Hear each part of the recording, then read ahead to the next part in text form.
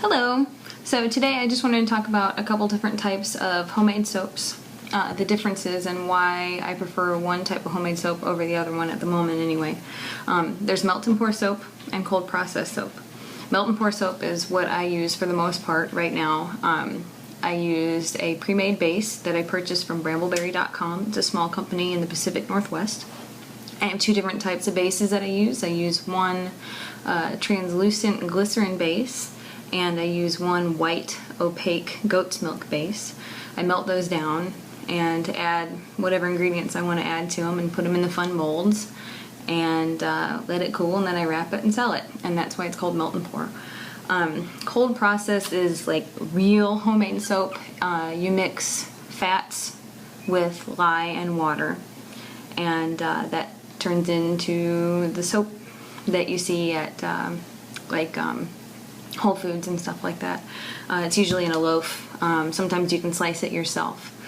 The reason that I prefer melt and pour right now over cold process soap is because you have to use lye when you're making cold process soap. And I'm always very careful when I work with lye. I use goggles, I use a charcoal mask, I use big rubber gloves, long sleeves. I was very foolish when I first started soaping, and I got all covered up, goggles, mask, gloves, and flip-flops. And I got one teeny tiny grain of lye on my foot.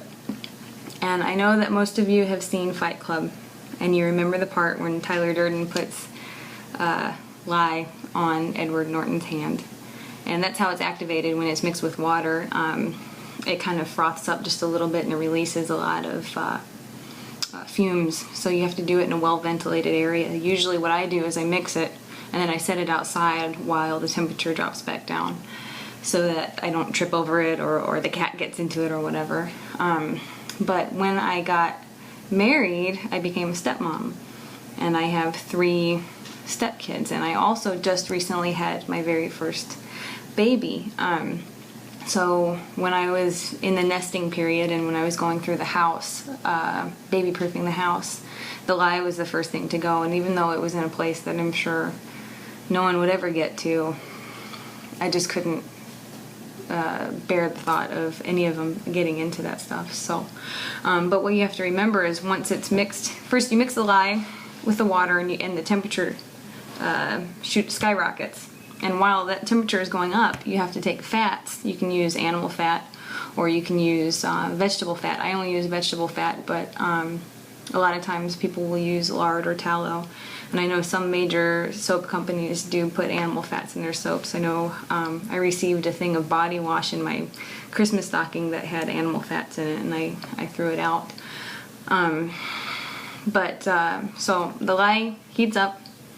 So you put fat on the stove and you heat that up, and eventually the lye will start to come back down, and when the fats and the lye are the same temperature, you mix it together and a chemical change occurs. It's called saponification, and that's when it becomes soap. So that's why you can put something full of lye on your body and it doesn't eat your skin off.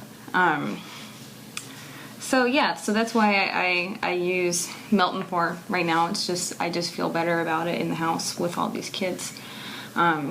But I do plan to carry some cold process soaps on my site soon. The friend of mine who taught me how to make soap in the first place is going to start selling soaps on my site, and I'm really looking forward to that. She's an amazing soap maker, very creative and very clever. And I use her soap daily. She has a face soap that I have in the shower right now that I cannot be without. So I'm really looking forward to that.